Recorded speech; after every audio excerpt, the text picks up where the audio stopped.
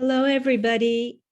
My name is Judith Merkinson, and I'm going to be your moderator today in this wonderful third annual Poetry for Haiti. We're very excited to have everyone here. This is being recorded by us, and it's also being streamed live by the Berkeley Community Radio. We want to especially thank Carolyn Scarr from the Haiti Action Committee and Greg Rising, who's our facilitator today, for helping us put this program on. Before we begin, we want to say a few words about those who have recently passed. We always have to remember those who have come before us and to honor all those who have worked so hard for the liberation of Haiti. Pierre? You have to unmute. Thank you. And let me echo the thanks that you just mentioned, all the great people, and I want to thank the audience for the support and their solidarity with the people of Haiti. We want to dedicate this event in honor of the memory and the great contributions of our beloved elders. There is a slide right there, and they have recently passed. 3 of them have recently passed, and that is from June to early July. And there are many people who've been killed in the struggle for liberated Haiti, a Haiti that is with social and economic justice. And many have been killed in the process. I want to honor Mrs. Solange Aristide, Solange Pierre-Louis Aristide. She is the mother of President Aristide, and she passed away the end of June, early July. Mrs. Aristide had celebrated her 100th anniversary, 100th birthday, and sadly, a few weeks later, she passed away. And it takes strong women to raise strong men. And President Aristide, one of Haiti's foremost poets, is one such strong man raised by these strong women. The next person is Terry Collins. Terry, many of us, Terry has been such a great friend, a great brother and mentor to many of us, community leader, one of the leaders of the 67-68 San Francisco student strike that led to Black student strike, that led to the initiation of the Ethnic Studies Department at SF State. Terry is a great friend, or was a great friend of Haiti, and frequently having us on the air on KPOO. He's the co-founder of KPOO FM in San Francisco, and also the chair of the station board. And great friend, had a lot of fun with Terry.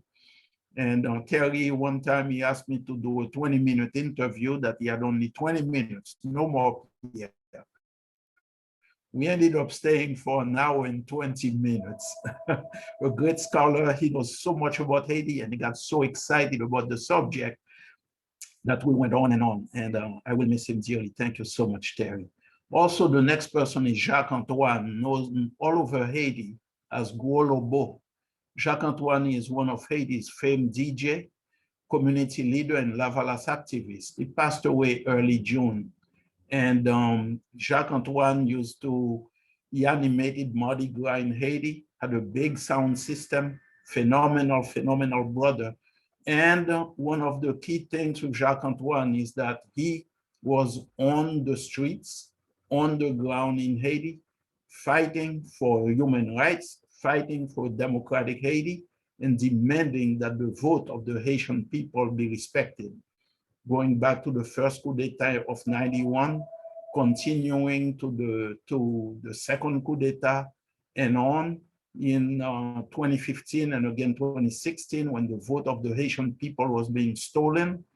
Jacques-Antoine, or Gros Lobo as he is known, took to the streets, and the police actually destroyed his equipment with that very powerful stream of poisonous water that they would spray at people and destroy his equipment, but that didn't stop him. He's a skilled technician in electronics and just a fantastic, lovable man. We'll miss him dearly. So again, Mrs. Solange Pierre-Louis Aristide, great woman mother of President Aristide, Terry Collins, great community leader from San Francisco, and Golo Bo, Jacques-Antoine, our dear brother, just wonderful people. I want to close this by quoting, and please forgive me, this is a beautiful poem that President Aristide had made for his mom, had written for his mom. It's called The Declaration of Love. I tried to do a rough translation of it because it's such beautiful poetry and I've fallen far short. I will read the last stanza of the poem because I feel that it very strongly befits not only Mrs. Aristide, but also Terry and Jacques. It says, your life is a source of love. Your love is a source of life. Rest, rest, rest in the source of love that is 100% pure and perfect through the duration of times. Amen. This is excerpted from a Declaration of Love by Jean-Bertrand Aristide, former president of Haiti, in honoring his mom. Thank you so much, Pierre. As I said before, this is the third annual Poetry for Haiti, and it's a benefit for the Haiti Emergency Relief Fund. And you have seen on your screen how to donate, and we will show it again and again. But their website is www.haitiemergencyrelief.org. And the Haiti Emergency Relief Fund is the best way to donate to the grassroots movement in Haiti.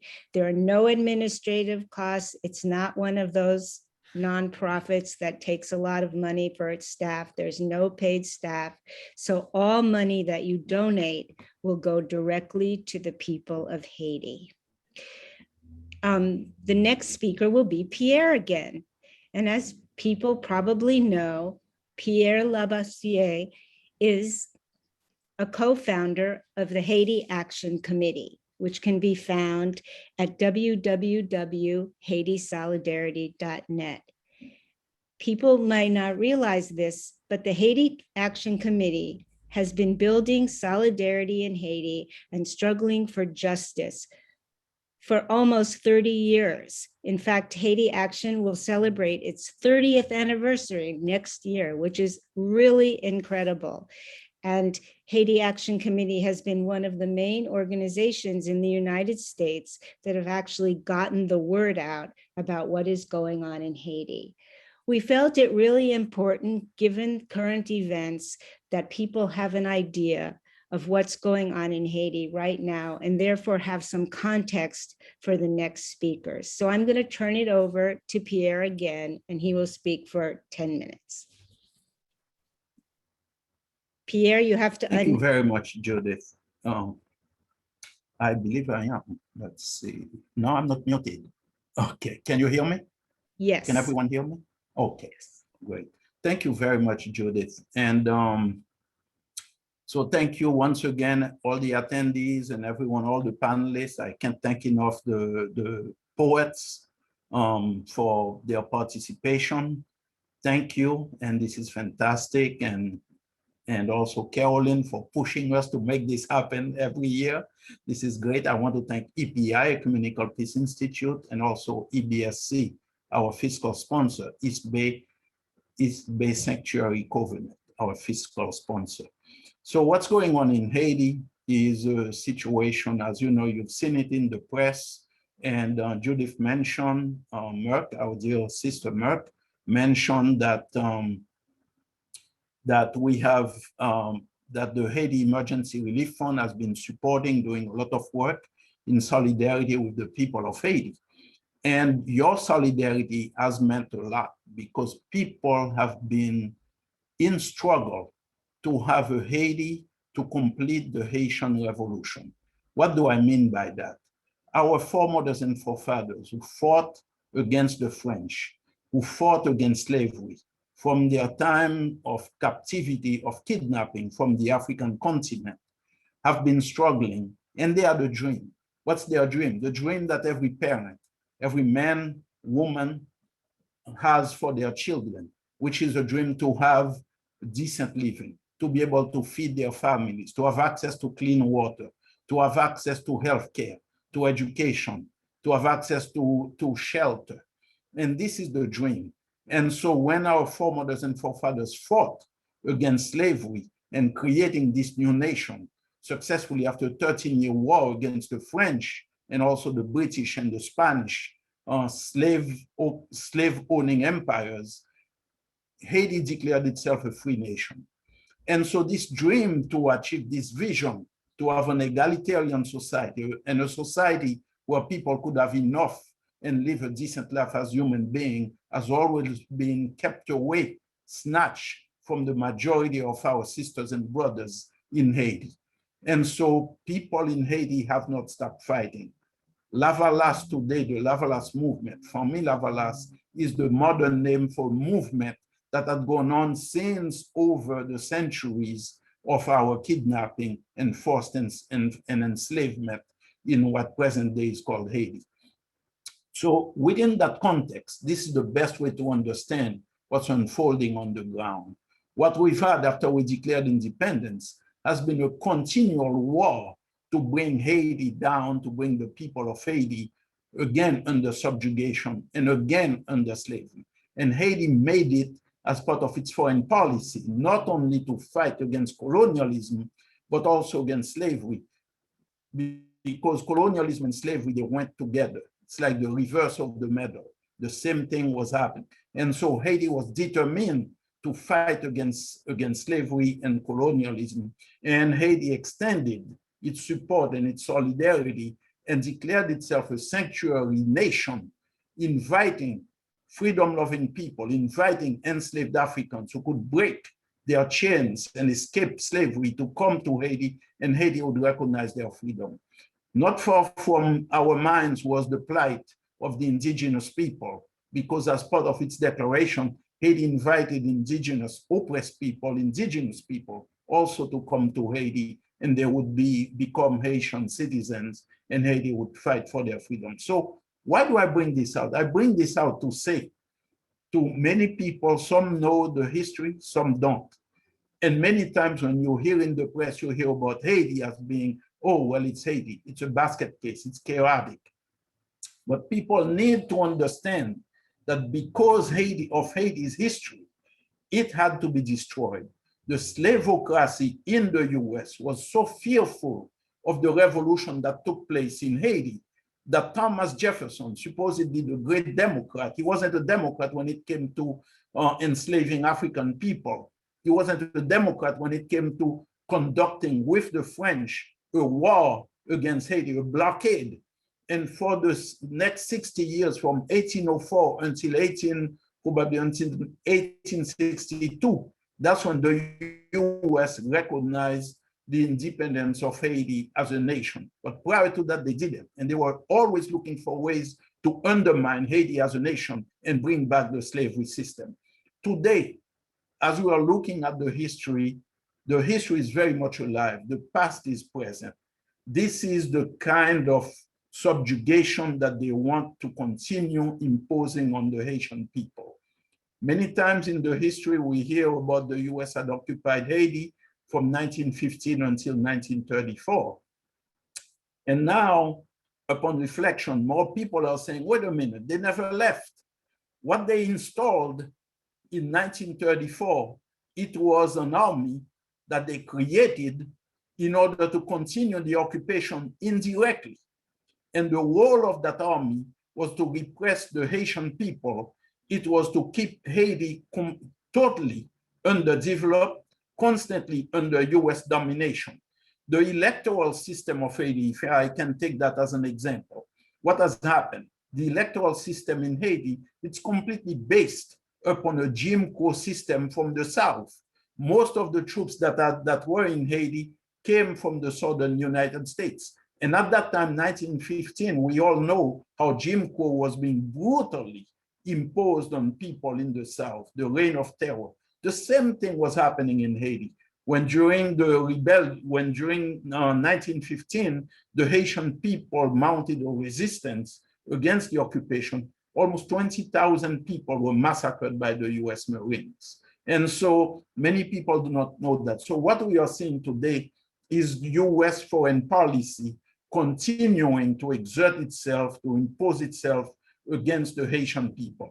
And the people of Haiti have continually risen in resistance to this. So to bring it to the present, to the present time, this resistance brought about a big upsurge in 1986 after 29-year dictatorship of François Duvalier, or Papa Doc Duvalier, and his son, Baby Doc Duvalier. They were imposed back then in 1957, Papa Doc first and later on his son, as presidents in Haiti against the wishes of the Haitian people. We saw that, and people rose up in 1986 and overturned the Duvalier dictatorship. But then the US sided with the Haitian military, pushing the Haitian military to repress the population, and we had to deal with a military dictatorship over Haiti. So many people were killed, many people were assassinated, many people were put in jail. We know about the refugee crisis. All of that is coming from that period. And so what has happened is, as a result of the struggle, Haiti finally had an election, a true democratic election from the struggle of the Haitian people. We elected Father Jean-Bertrand Aristide, the parish priest and liberation theologian, as the president of the country, with 67% or over of the vote in a field of 11 candidates, heavily financed by the others, were heavily financed by the US.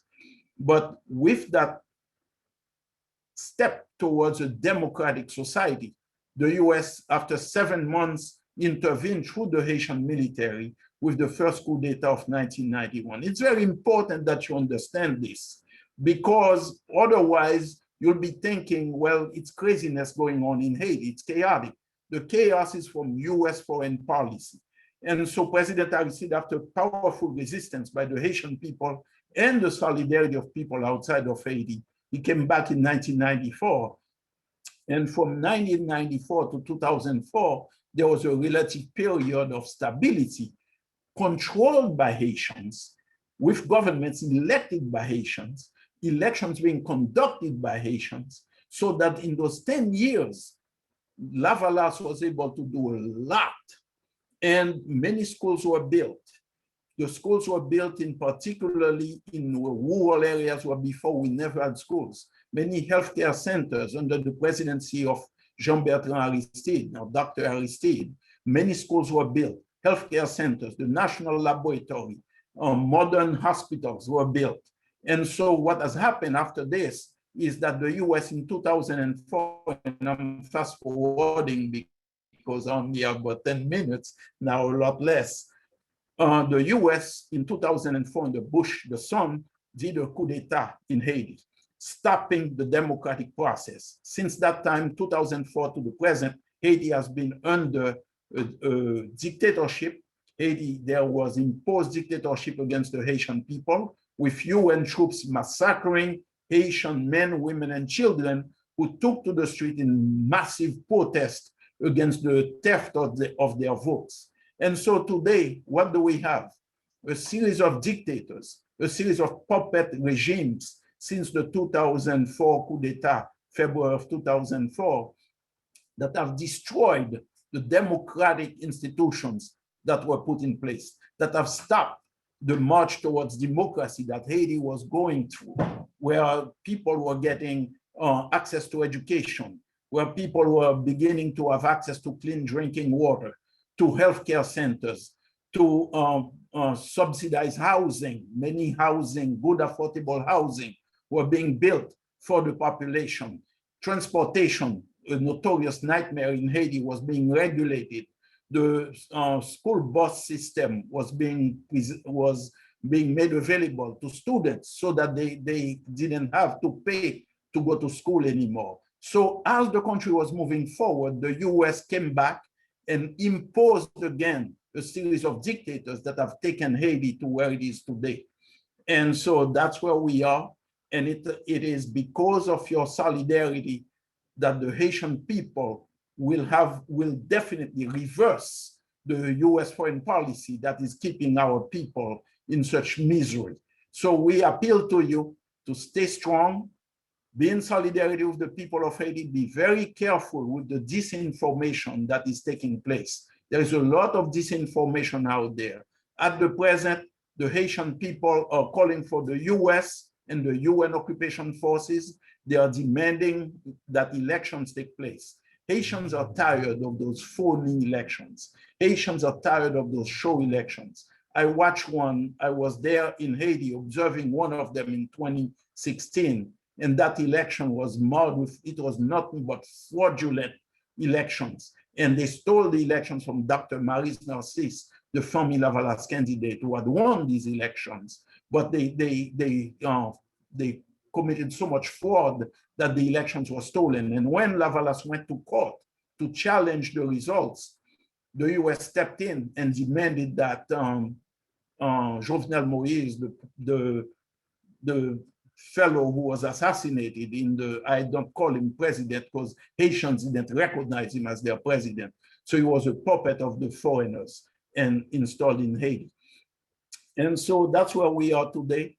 We are demanding that the US government stop trying to impose itself on the people of Haiti, stop imposing phony elections, that instead the Haitian people are demanding that there be a government chosen by the various grassroots organizations in Haiti, chosen by the overwhelming majority of organizations in Haiti that will come together. There are many credible, competent, honest people who are capable of getting the country on its feet to form a government for the public safety.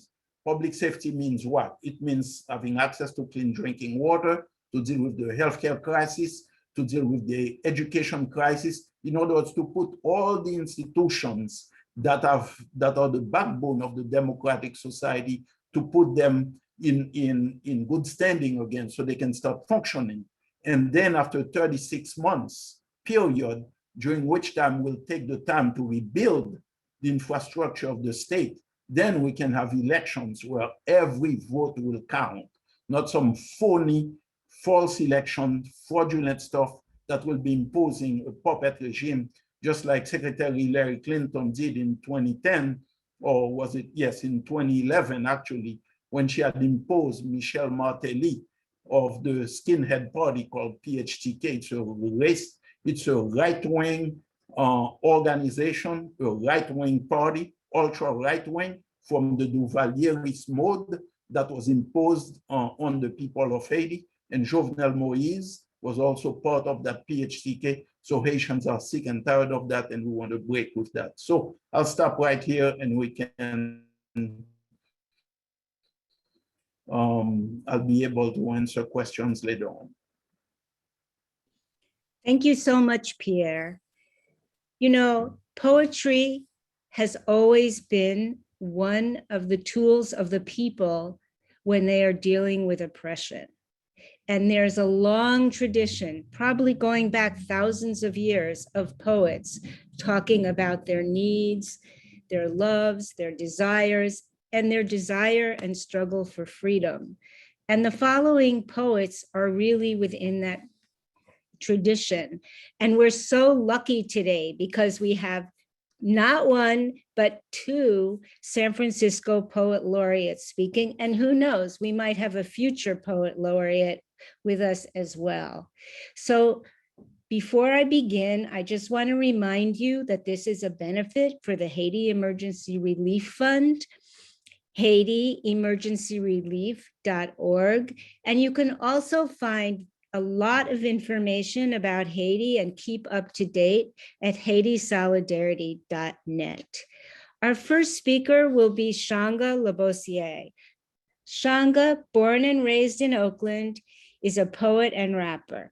He's currently pursuing an MFA in poetry. He's an alumnus of the Oakland Youth Poet Laureate Program and reached the Coupe C finals with the Barnard Columbia Poetry Slam team in 2019. He says, Writing is my passion. The pages of my notebooks have always given me a space to reflect, release, and heal. So here, without further ado, is Shanga. Thank you so much. Hello, everyone. I can't see or hear y'all, but hello. Hope y'all are doing well. Thank you very much for having me. I'm very honored and grateful to be here performing at a HERF event. Grateful to be part of such a stellar lineup. Without further ado, I'll just get right into the poems. I have two for you today. This first one is called Shapeshifter, and yeah, I'll just get right into it. The turbulence never stopped. It increased on crash landing, clawing out of a crater the brother from another planet. These lands I rove, for sustenance I search. The tables have turned, now curiosities on earth. Because I attract it all, aversion and attention. Learning a new world's ways, you're bound to go astray, but they focus on my missteps as opposed to me attempting. Hear the voices question my presence and existence. The noise was internalized, the dissonance on repetition. Constantly clicking my heels, but no place felt like home. I shapeshifted to feel embraced because no face was like my own. Oh, what a tribulation. There's so much conflicting. All this malleability leads to loss of self-recognition. And that feels like rattlesnakes vicious, rattle shake with quickness, straight to veins their fangs piercing, venom and pain searing, coursing through the corporeal and coagulating the spirit. Seldom truly seen, so even less ever heard. Had to find survival through the ambush in the night. So I cement my sentience into these written words and stir up songs of freedom so my soul would be satisfied. Had to cultivate a place that I could call home. Quit the shape-shifting, cause there ain't no face like my own.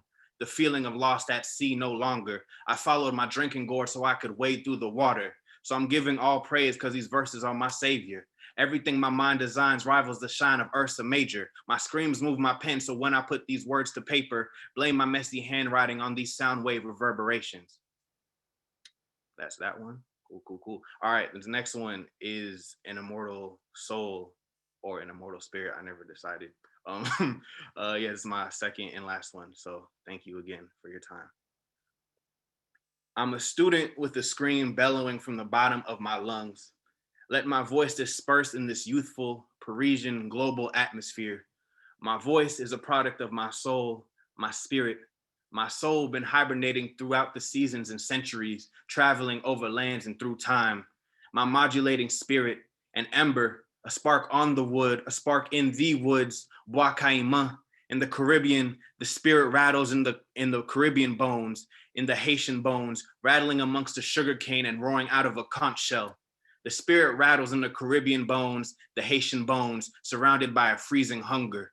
The spirit, the soul was warmed by the fire, by flesh, by blood, and then all frozen in a French prison, frozen by greed. Hibernating, my soul, seasons and centuries, traveling, land and time, hibernating, my soul. Like an omnipresent winter in America, in Oakland, the snow that falls on all, above all, in the bottom of black nostrils, the snow that melts the brain and not in your hand.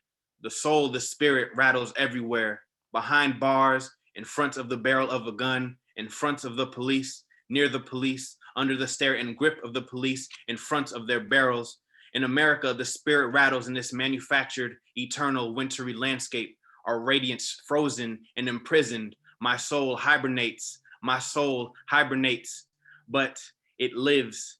A soul awoken, a spirit revived by the flesh, by the blood ablaze in the woods. In Haiti, I was not afraid after the earthquake. I did not hide, stood and stared in the face of destruction, and still I rise. The aftermath of rubble and stones I carry, and built an impenetrable fortress out of what they thought was a cemetery. The spirit, the soul crosses oceans. She is a Black Panther marching proudly on the sidewalks of America, of Oakland, her claws making sparks, sharpened by the caress of the friction of the streets. Standing proudly on staircases and car roofs and stages, her roar alone nourishes descendants for generations. Soul, spirit, traveling, seasons and centuries, awakened, over land and time, alive. I'm a student in Paris. I exist. I live in 1803, 1966, May 1968, and today. The power of neither slave owners nor policemen could end me, extinguish me. I am here, here I am, and here I'll seize the pavement, asphalt, cobblestones and crush and grind them into sand and spread it all around me. Me, I am just one grain amongst many others. Our tears of pain and grief and sorrow will create a new ocean. Our subsequent tears of joy will refill it eternally. And finally, this traveling, awakened, alive, spirit, soul can peacefully rest and be free. Thank you so much for your time. Appreciate y'all. Thank you so much, Shanga. You know, we're so privileged in the Bay Area and here today to have people from here. We don't have to import anybody to show the great way that people can express themselves in poetry. And if anybody wants to be part of this in the open mic, just put your name in the chat and I can recognize you. Born and raised in San Francisco, Tongo Eisen Martin is a poet, movement worker, and educator. His latest curriculum on extrajudicial killing of Black people, We Charge Genocide Again, has been used as an educational and organizing tool throughout the country. His book entitled Someone's Dead Already was nominated for a California Book Award. His latest book, Heaven is All Goodbyes, was published by the City Lights Pocket Poet Series and was shortlisted for the Griffiths Poetry Prize, and it won a California Book Award. His forthcoming book, Blood on the Fog, is being released this fall in the City Lights Pocket Post Series. And we're very honored to have Tongo. He is San Francisco's 8th Poet Laureate. Thank you, Tongo. Much love. Societies wander together like hopeful drops of a virus. Citizen testaments bent on offering me a nation of breadwinners to hold me back like it's a Brinks. I wrinkle the concrete sometimes like flesh. My Martin Luther King permanence turned away from a podium into the reeds like God is the dangerous twin. Black August to the mountaintop balcony on my bedroom floor. You know, they steal you from the earth itself and suspend you in your broken neck from their foolish euphoria. From the loyalty oath of their great superstitions, loyalty oath of their agrarian reform, I return to my mother completely disrespected. For peeling the heat off of purgatory, they kill poets like me. Walk me away from my poems, never to be heard from again. In this final industrial complex of bloodlines picked through a sport and spiritual death of your devil at least half made police become a pretty word. I'm reading a lynch mob shoestrings like they were tea leaves teaching you how to write about cities. It's the 25th century in the mirror, people. Tyranny against your chump turns you a chump to be mocked even with a gun in your car. A cubit of needlework spelled tune for the proletariat, the relapse ministry, talented people curled up in a fetal position next to a diamond, dying just another service day in the theatrics of tea house fascism and a bouquet of surveillance cameras and the poverty of God. New blue eyes, corpses of water, newly potted presidency of one big shiny coin if you ask animated capitalism, another non-literal voice, killing his white freedom, the deification of hyphens, medicine bread and picture shows, great protesters in LA, guests of our ink, drop kicking roses in the graveyard, DC MiG like a stone torn in half, the pen advances, despite CIA guideposts, despite non-African past and futures, a metaphorical but not surreal day in a horn-ridden life, horn player improvising king. Like a radio prize fight featuring Shango himself, a real hand sweeps the land of racism. Now return to the ground. Now make progress with the gun. Our mother Emmanuel. You know, they put on music that evening, a swinging type body language for you to drink with fermented $5 bills. For your body language, some applause, my past stomach line, and neither a good thing nor a bad thing, like being psychic on the way to lethal injection. It'll sit you down with Lady Day. Lady Day leading you to surrender their souls to Africa too soon. Polity thought floating in a cup of water, she saved me. Accessing my stomach, accessing the love of the American lynch coat sleeves, wooden and avalanching to the wrist, our mother Emmanuel avalanching to the sharp keys. Pain, you know, the deal you make with pain, the piano makes sense for them. Laying hands on the world, gradually addressing the bend and necks in the streets of the north. Travis sailing in pain, repeating pain in the north. 10 trigger fingers on that piano, if harmony would have me. Putting 100 fights on every direction, off her Lady Day, leaning on trees again, recruiting the countryside itself, saying, lay your plan out on this lightning, make your poems a corner pocket of men. I've greeted the blues itself. America may clean my dead body, but will never include me. There goes the poet, killing without killing. Never mind this painting of your language. May I be a meaningful lynching. A crow's passing, good and dead by the afternoon. I go to the railroad tracks and follow them to the station of my enemies. A cobalt-toothed man pitches pennies at my mugshot negative all over the United States. There are toddlers in the rock. I see why everyone out here got in the big cosmic basket and why blood agreements mean a lot and why I get shot back at. I understand the psycho-spiritual refusal to write white history or take the glass freeway. White skin tattooed on my right forearm. Ricochet sewers near where I collapsed into a rat-infested manhood. My new existence is living graffiti. In the kitchen with a lot of gun cylinders to hack up. House of God in part, no cops in part. My body brings down to Christmas. The new bullets pray over blankets made from the old bullets. Pray over the 28th hours next beauty mark. Extrajudicial Confederate statue restoration, the waistband before the next protest post. Hey, by the way, time is not an illusion, Your Honor. I will save your death for last. You're witty, Your Honor. You're moving money again, Your Honor. It is only raining one thing. Non-white cops. And prison guard shadows reminded me of spoiled milk floating on the oil spilling neighborhood, making a lot of fuss over his demise. A new lake for a Black Panther party. Malcolm X's ballroom jacket slung over my son's shoulder. The figment of village, a new noose to a new white preacher, all in an abstract painting of a president. It bought slavery some time, did it? The tangent screeches of military bolts and election Tuesday cars, a cold-blooded study in leg irons, proof that some white people have actually fondled nooses. That sundown couples made their vows of love over opaque piece plastic and vote action audiences. The Medgar Evers II is definitely my favorite lost science. Final news clippings and primitive Methodists, my arm changes imperialisms. Simple policing versus structural frenzies. Elementary school script versus even wider white spectrums. Artless bleeding in the challenge of watching civilians think of terrible rituals they have around the corner. They let their elders beg for public mercy. I'm gonna go ahead and sharpen these kids' heads in the air myself and see how much gravy spills out of family crest. Modern fans of war, well, with their t-shirt poems and t-shirt guilt and me having on the cheapest pair of shoes on the bus, I have no choice but to read the city walls for signs of my life. You know, all street life to a certain extent starts there, sometimes with a spiritual memory even.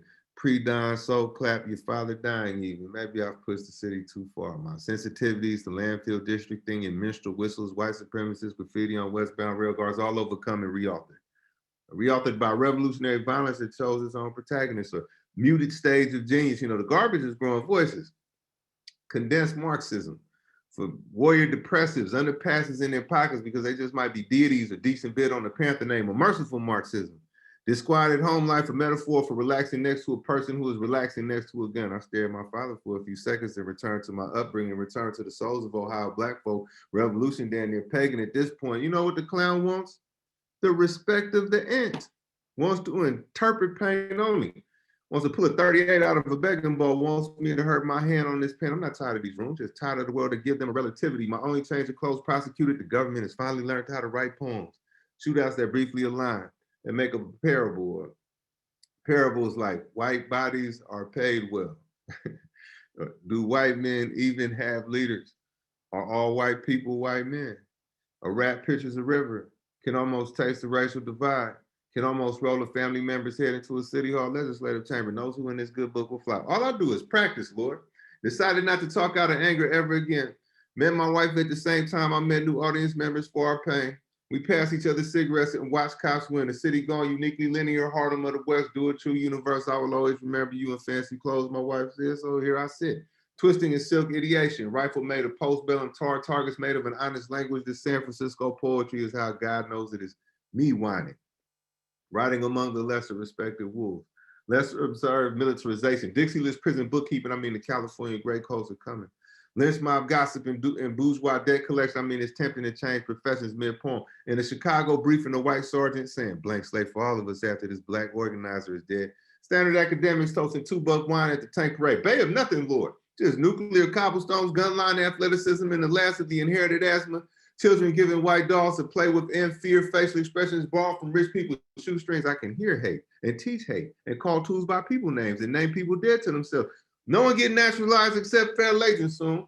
Carving the equator in the throat. So I'm sorry to make you relive all of this, Lord. All of this pre-dime monarchy, friends putting up politician posters and snorting the remainder of the paste, minstrel script, shoveling into the walls by their elders, my children sharpening quarters on the city's edge. For these audiences, I project myself into a ghost-like state. For these gangsters, I do the same. Every now and then, take a nervous look east. I mean, sleep becomes Christ. Sleep starts growing a racial identity. Do you ever spiral, Lord? Has the gang age betrayed us? Be patient with my poems, Lord. So much pain is a point to crime. I mean, it has to be if race traders come with it, Lord. Is that my revolver in your hand? You know, better presidents than these have yawned at cages, have called us holy slaves, filled the school libraries with cop documentaries. Baby, I don't have money for food. Shit, I don't have a present moment at all. I talk facing away from the dead. They replace me with the change in my pocket, a penny that's yet to be invented. They say you have to know how to cut a throat on the way to cutting a throat. After sleeping on a mattress made from 2 garbage bags of clothes, I became content with the small gestures of plantation fires. I mean, playing with couch ashes, I realized how weird the universe was. It exists in so many places. So many random things. It interrupts me while I'm trying to dream. Like your Clay correspondence, Lord. Hey, to be transparent, I have 20 books next to a bullet, like an old man giving advice at the beginning of a revolution. I've really done it, Lord. Explored the mumbles of my mind. Explored what's naturally there, and I found no brainwashing. I found Africa, Lord. I have a future. It takes place in the diasporic South. I have morning possessions, modern militancy. I mean, windows to the South. I'll walk on a missile for food. I guess you will not want flowers for a few years, Lord. Will I be tied face to face with the country our murder merged with us, Lord? Our old metal versus new metal. Our old metal versus a pool of meandering imperialist faces and multiculturalism. So they replaced me with a comedian's chest cavity instead of a chest cavity held tight. It takes a violent middleman for me to talk to myself. Stories that travel through other people's stories. A song about a song, a hemisphere about a hemisphere. Stories that travel through a conquered poet. Man, my mother remembers Africa, Lord. She killed on behalf of you, Lord. I wore a machete all winter and no one asked me what it meant. I read 1,000 books in front of the world. What I do is fight poems and sleep through decadent San Francisco prayer circles.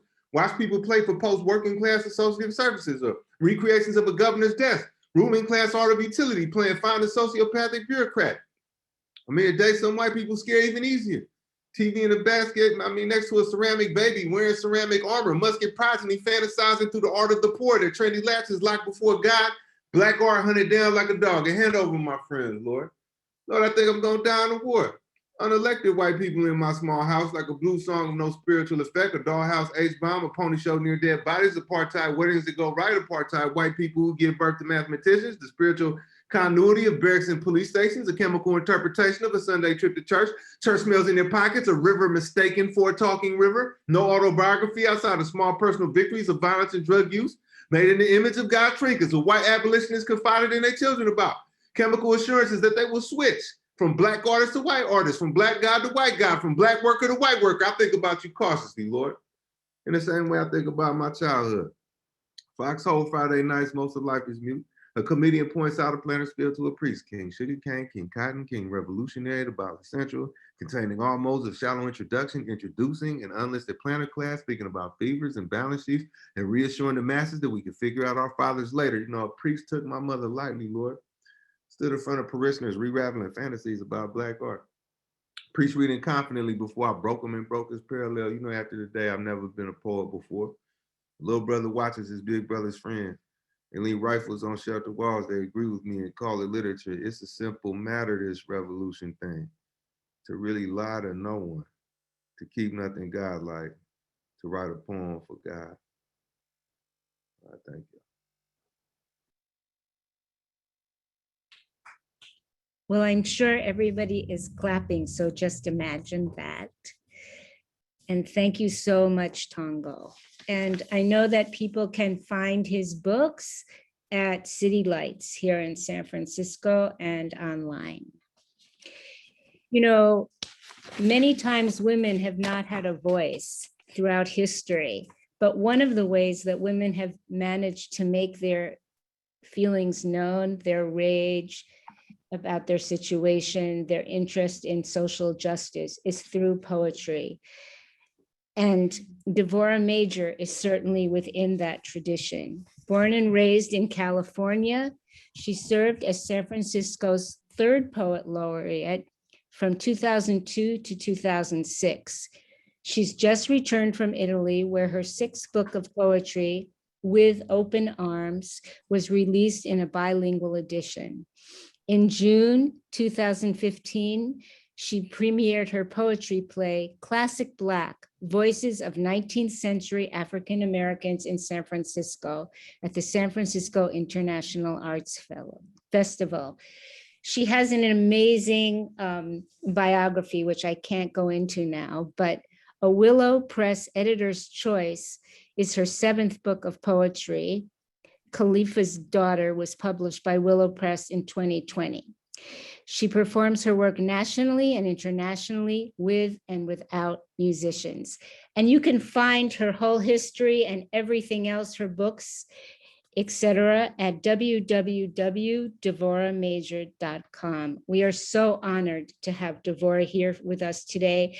And Devora has, as well as Tongo and Changa, have been devoted proponents of Haiti liberation and have always given their voice to justice in Haiti. Thank you, Devora.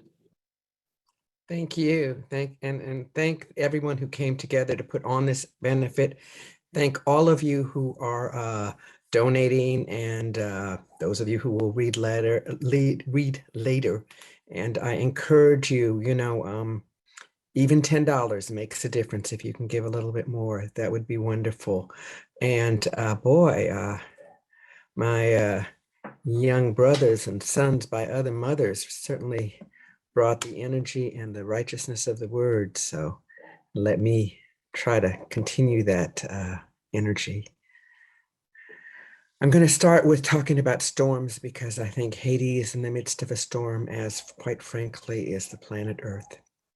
As storms gather, wind tears through shuddering trees, a shifting sigh as leaves wither and fall, shrieking squalls spewing fury across ocean crest, murmuring a moaning song with a piercing chill. Icy fevers inhale, the waves surge, swallow unmoored boats, warning of seasons to come, seasons only some will survive. I think what most troubles me, well, I can't even say what most troubles me. It all troubles me. Hunger of children, death of murder of people, but it's violence, and violence is all of that. And so this is part one of a extended poem on violence, just looking at what violence is.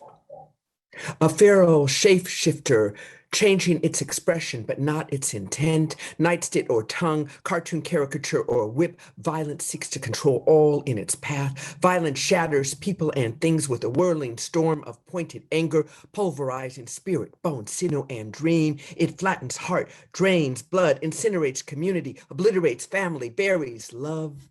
Colonizer of countries, subjugator of people, it raises flags and proclaims its victories in the name of all terrors.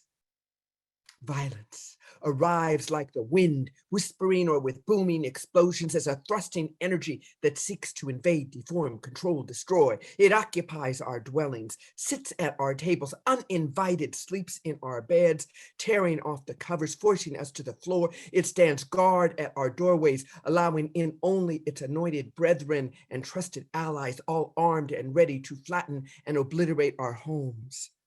Sometimes we grow so close to violence, we think it's a family member who gently cradles our throbbing heads between its skeleton fingers, first scraping our temples, drawing blood, and then squeezing like an iron vice until our eyes, blinded, burst from their sockets. This next is a torture song, and sadly, it is true to the moment. Listen. Can't you hear it pull the wires and sockets out of our ears? Can't you feel it cut through our waxed delusions? A ragged scream pouring like hot oil inside and around our blistered spirits. Someone is screaming right now. Can't you hear the screams coming from that man, the one who is across the world and yet next door? His screams burn through dark hooded, thick-walled, iron-bolted citadels. And when he screams, he is alone, except for the one who beats him, shackled and alone, except for the one who watches him get beaten, tortured and alone, except for us, who can hear him underneath the news reports in a corner of our memory. Someone is screaming in this moment. We can hear him weeping and begging and praying until he is stilled, and another takes his place, and another joins in, and another, until the dissonant chords of their knotted howls begin to strangle us. Or maybe it's not those screams we are hearing. Maybe it's a mother screaming as her son is murdered on her doorstep. Or maybe it is his children, their waking and sleeping hours both wearing the same nightmare face. What I know for sure is someone is screaming right now, at this moment. Someone is being tortured and reviled in the name of a country, or in the name of a God, or in the name of you or me. Someone is screaming. And if it's not us yelling back, calling out, if it's not you, if it's not me screaming, stop, screaming no more, screaming louder and louder until we are heard, until we have stopped this torture song, who will be left to listen, to hear, to care? And someone, and I'm afraid I can't find the little piece of paper I wrote her name on, so forgive me if you are out here, sent me from the Haitian Emergency Relief Fund this incredible book, Haiti. And if you'll notice, the second Haiti is spelled with two I's, by Father Jean-Bertin Aristide. And I wanted to read just a few little snippets out of one of his poems. This has really been, it was an incredible journey through this book. But anyway, this one is called Haiti. And within it, he talks about Haiti when you make it Haitii, and what that really means. And it is both it's in Creole and Swahili and English, but I'm going to, for the most part, just do the English because I know I don't have an accent in the other language. Hi. Many people know the name of our country is Haiti, but not many people understand what this means. Yes, Haiti, what does it mean? Where do the roots of the word come from? Hi. With great courage, Africans declared, no, do not. We do not want to leave our hand. We refuse completely. We refuse forever. The white colonists will persecute us, not a problem. The white colonists will torture us, not a problem. The white colonists will always have slaves, not possible. The white colonists will kill us, not a problem. We prefer death to slavery. We swear and swear again. There are two words. First, hi, not. Second, ti, obey. Therefore, do not obey. In Swahili, Haiti means do not obey. This is what we say, Haiti, until we become free. Then truly will our name be Haiti. So that's Jean-Bertin Aristide. And lest you think I have nothing positive, I wanted to end on an up note. First with It Takes a Moment, which I'm starting with a quote from Audre Lorde. Even the smallest victory is never to be taken for granted. Each victory must be applauded because it is so easy to not battle at all, to just accept and call that acceptance inevitable. Again, that was Audre Lorde. We know of storms and barricades, and we know of changing tides. We have been wave after wave after wave, surging together, reshaping the land, human in our fragilities, human in our strength. We have stood still, slipped backwards, pushed forward, are pushing still because there is further to go. There was a time when it was harder to stand, but we stood, harder to step forward, but we strode, harder to speak out, but we sang together. It took a movement then, it takes a movement now. History is nothing but moments strung together, moments of passion and moments of pain, moments of hunger and moments of feast, moments of forbearance and of rage. But somehow when we climb into those moments, together we expand the reasons for celebration. Together we reduce the amount of toil, of injustice, of fear.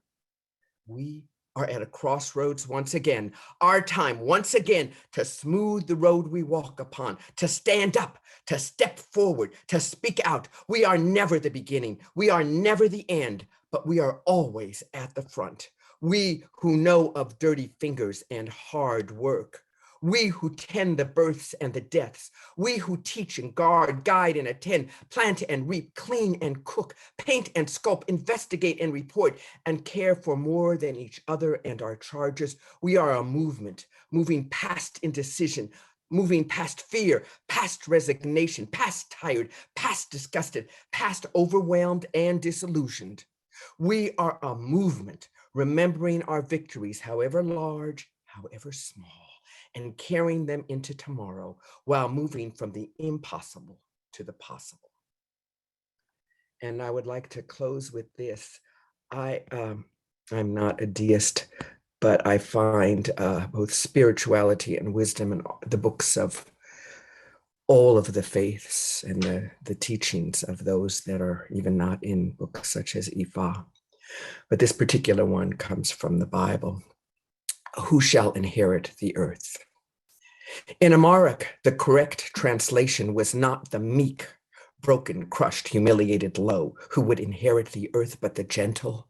And we are inheriting these streets, even as we sleep on them and are swept up only to return, sharp the edges of so many of our lives, fierce with hunger and pain, so much disillusionment, and so very few triumphs, even as the rulers squeeze tighter, cutting short our breath, hobbling our steps, harnessed together. We will inherit the earth, such as it is, sad with violence and pestilence, the air clouded and gray, islands covered with an ever-rising sea, turning still. It is becoming ours, even as they wage their gruesome war, killing and selling, buying and exporting death, advertising the price for each kill factored into the decision to research, develop, manufacture, and buy the newest weapon to kill more quickly, more anonymously. Even in the face of this hegemony of arms, every side buys from every side sells to every side. Even the pawns choose their weapons, aim, fire, and die. Still, we gentle are joining together more and more tightly, inheriting the earth from these others who want only to have, to hold, to own, to control, as if they were hurricane and sun, arrogant in their perceived power, not understanding that all of it will explode or else disintegrate, and they will be left with misshapen, impotent stories of the times that used to be, while we will remain remembering our many losses along the way, still wounded and reeling. We gentle will inherit the earth and pull out our seed stock and begin to plant anew. The Amharic translation goes, "Blessed are the gentle, for they shall inherit the earth. Blessed are they who hunger and thirst for righteousness, for they shall be satisfied." Thank you. Thank you so much, Devora. And I think the poets that we have so far heard really show us the power and strength that comes through poetry. And it really brings us to another realm. Thank you so much, all of you. And now there are 3 people who have asked to be on the open mic. And so when I call on you, remember it's 3 minutes. And when I call on you, you have to unmute yourself. So the first person actually is Francis Collins, who's a longtime supporter of Haiti and the Haiti Action Committee. And he's actually gonna do a poetry, but with music. Rulers of the nations as you fuss and fight over who owns this and that and who has the right to design, build, sell, store and fire all the bombs and guns to defend your holy empire. children, hungry children, sick and dying. There are mothers, fathers, sisters, brothers crying. They're only pawns in your game of power and corruption. Slowly starve them with your weapons of mass destruction. Is it for freedom or comfort and convenience? Is it to profit for big business we pledge our allegiance? Are we prisoners in the land of the brave and bold, held by indifference or hearts grown hard and cold? And prove to me, America, that you care. Prove to me, America, you're aware. Who's dying for your comfort in this land? Who pays the cost for the liberties you demand? Children of the world, you have the right to sing and dance, run and play. Let your dreams take flight.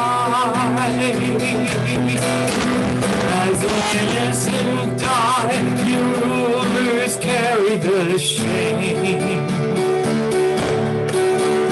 And if we stand idly by, we share in the blame. And how, America, do we care? Oh, America, are we aware? Who's dying for our comfort in this land? Who pays the cost for the convenience we demand? Last verse. Children of the world, you have the right to sing and dance, run and play. Let your dreams take flight.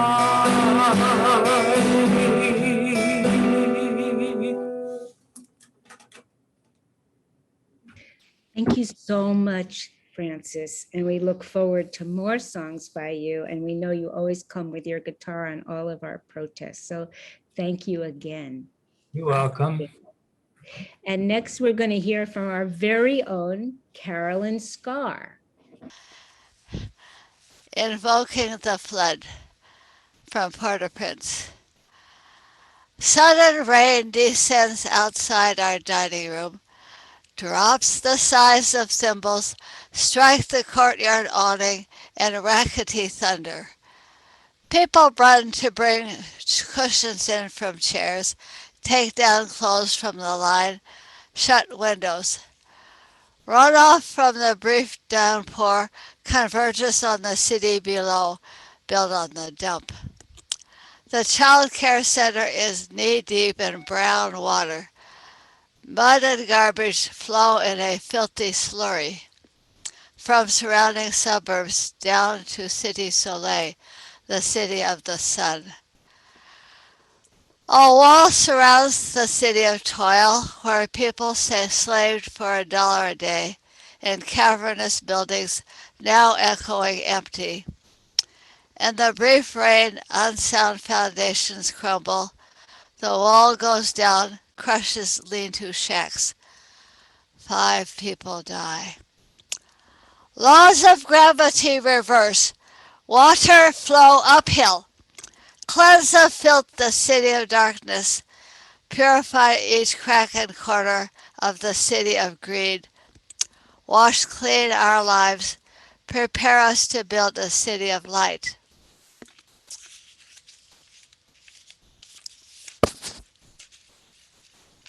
I could also share with you a poem that I wrote in response to the sanctions on Iraq. Okay? Do I have the time? I think so. Yes, go ahead.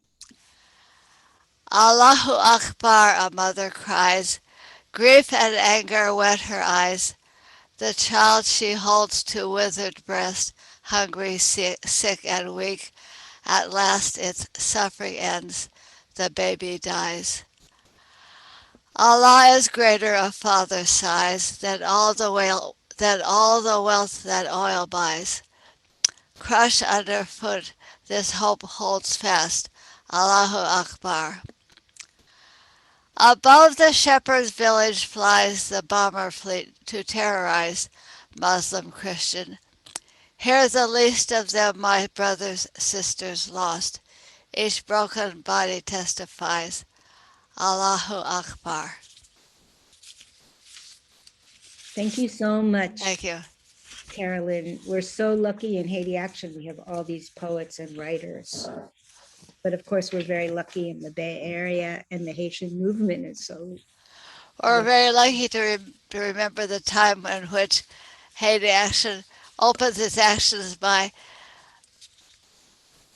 launching a ship that was pretending, we were there, that was pretending to be a refugee ship coming into San Francisco Harbor. Right. Right. Thank you again, Carolyn. Now you should mute yourself. Okay, good. I will do. And our last poet of the evening is Karen Melander Magoon. Thank you, Karen. Thank you so much. This is a magnificent afternoon. I love those words, Noi Papa Obéi, from Aristide. This is from my book, Footsteps Whispering, Haiti, Land of the Mountains. Haiti, land of the mountains, land of the Taino, land of restorative justice, land of suffering, land of rape and pillage, gifts of the Spanish, the French, the Americans, a land whose stories do not end in justice or moral lessons. Are you not hearing me? Yeah. Oh, yeah. Was it not working? It's working. I heard someone stopping me. No. Go ahead. If you want to start again, you can. Okay, sure. That would be great. Thank you. Haiti, land of the mountains. Haiti, land of the Taino, land of restorative justice, land of suffering, land of rape and pillage, gifts of the Spanish, the French, the Americans, a land whose stories do not end in justice or moral lessons, a land whose stories end in blood, a land who remembers the Taino maiden from Boriken, who washed her father's rainbow belt by the river. When a Spaniard on a horse saw her beauty, killed her father with his huge white dog, raped her brutally and cut off her head, so her body would be unrecognized. The Taino lived peaceably in the Caribbean, always peaceably among enemies who enslaved them to work the plantations until one day in Haiti, an enslaved people repudiated their slavery and won their independence only to be punished again and dentured by the powerful colonialists made to pay blood money for their bodies and labor. Oh, unhappy imperialists with slaves, worried that a free Haiti would corrupt other slave economies with the wish for freedom. Oh, let us cut off the head of Haiti so the ownership of his beauty may not be recognized. Its people unrecognized, anonymous, punish its arrogance, the arrogance of a savage, invisible island people, rape its soul, rape its land, its forests, pollute its waters, rain horror on its people in the city and land of the sun, till there is nothing left but disease and poverty in a gentle people's paradise. Do I hear drums in Haiti? Do I hear drums in Haiti, a heartbeat pounding out blood and heat, pumping joy and melancholy, blood flowing to the sea, washing through the corals, singing of its source? Do I hear drums in Haiti, chanting of its soul, voodoo introspection, singing sun and sand? Do I hear drums in Haiti, drumming from the mountain, carried by the beetle, trembling rhythmically, a beat of ancient legend, jazz and folklore, song and story, chanting rocks and reeds and fountains, chanting birds and blood and mountains, chanting bird and blood and mountains? Do I hear drums in Haiti? A voodoo princess sits upon the mountain dressed in green, her legs stretched wide, reach to the horizon.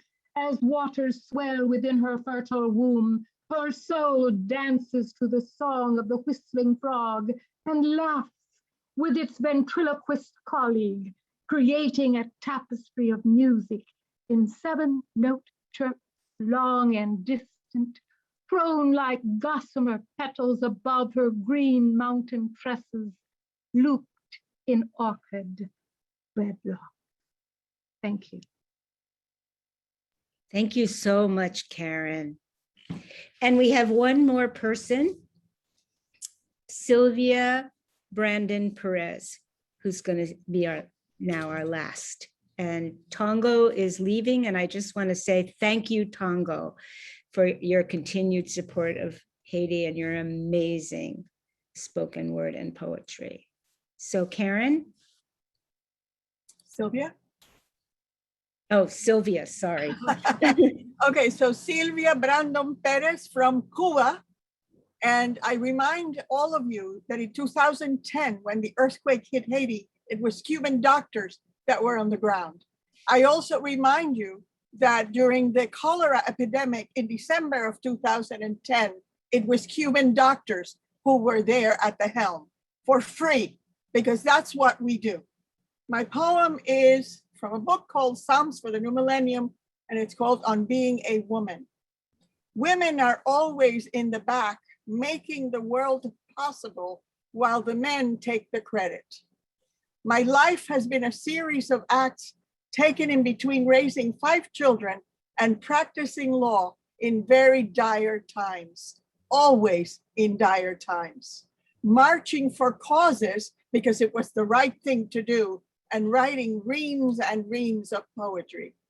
Reading voraciously in several languages and treasuring books as best friends.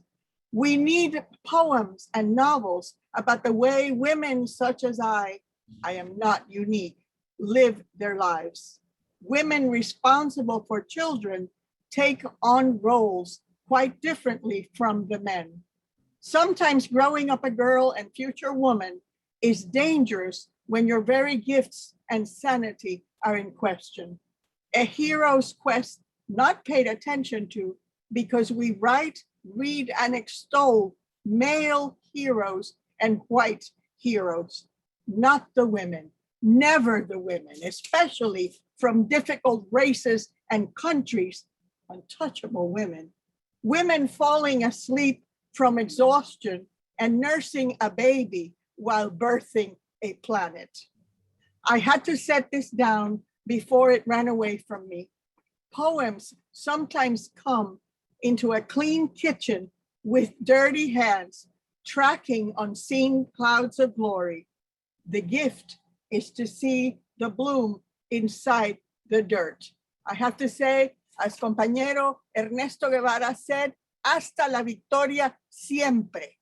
No more US imperialism throughout the world. Gracias. Thanks. What a perfect ending to our program. Thank you so much. And now I want to remind people this is a benefit for the Haiti Emergency Relief Fund at haitiemergencyrelief.org/support, but you can find everything at haitiemergencyrelief.org, and also go to haitisolidarity.net. I want to thank everyone for being here. especially our fantastic poets, Shanga, Devora, Tongo, Francis, Karen, Carolyn, and Sylvia. What a wonderful, wonderful program. And to paraphrase Shanga, I want to end by saying, we are here, here we are, and we do not obey. Thank you again, and we will see you at all programs and protests in the future. Have a great evening and good weekend. Bye-bye.